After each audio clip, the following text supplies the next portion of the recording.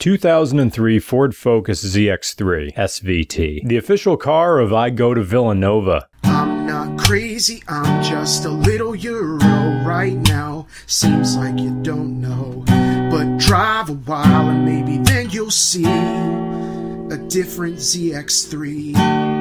The ZX3 SVT is the North American version of the Focus ST at the time. We didn't get the real ST until just recently. The full designation of this yellow car is 2003 Ford Focus ZX3 SVT EAP. You understand this part, but after that comes a lot of designations. ZX3 tells you two things. Z says that the engine is Ford's Z-Tech plant. X3 tells you how many doors the car has, and rear hatches are considered doors these days. SVT stands for Special Vehicles Team, and EAP stands for European Appearance Package. 2003 was not a stable year for Pennsylvania or any other state. Our governor at the time, Ed Randell, would blast his motorcade at 100 miles per hour on the turnpike between Harrisburg and Philadelphia. If you wanted to upload a video in 2003, you had to know someone with server space. You also needed to know how to use an FTP client. Nothing too crazy, just a drag and a drop thing, but there was some basic HTML to know. Dreamweaver, Microsoft front page. Anyway, the SVT Z-Tech was America's answer to Honda's V-Tech, a Yankee charge for our own moonshot to naturally aspirated high comp nirvana. And we won! For this short time, Ford beat Honda at their NA game in 2003. The ZX3 SVT made 170 horsepower, 10 more than the Civic Si's 160. The engine's power comes on so stealthily it takes you by surprise, like getting ambushed with a birthday song at Red Lobster. Right, what's up with this black Focus? Understand that when a car is good,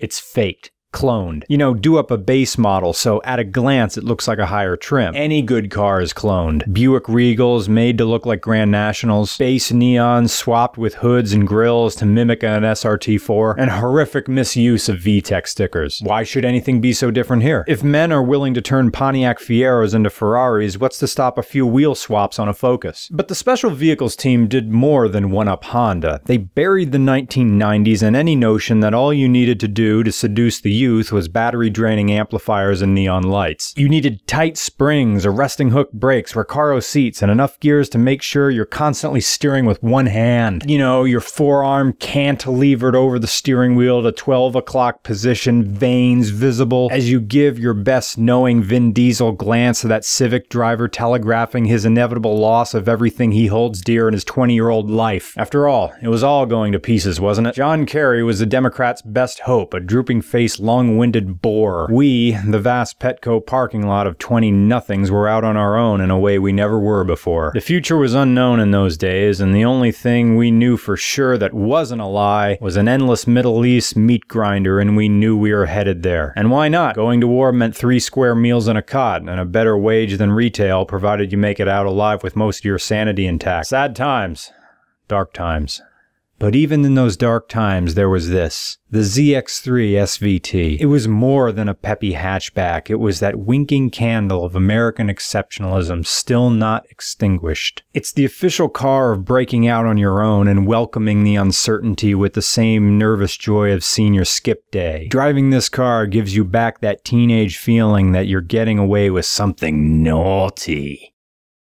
I'm not crazy, I'm just a little Euro right now. Seems like you don't know, but drive a while and maybe then you'll see a different ZX3. All my front and rear lights are HID, but please try not to judge me. My Z-Tech mix is an SVT and trim is the EAP.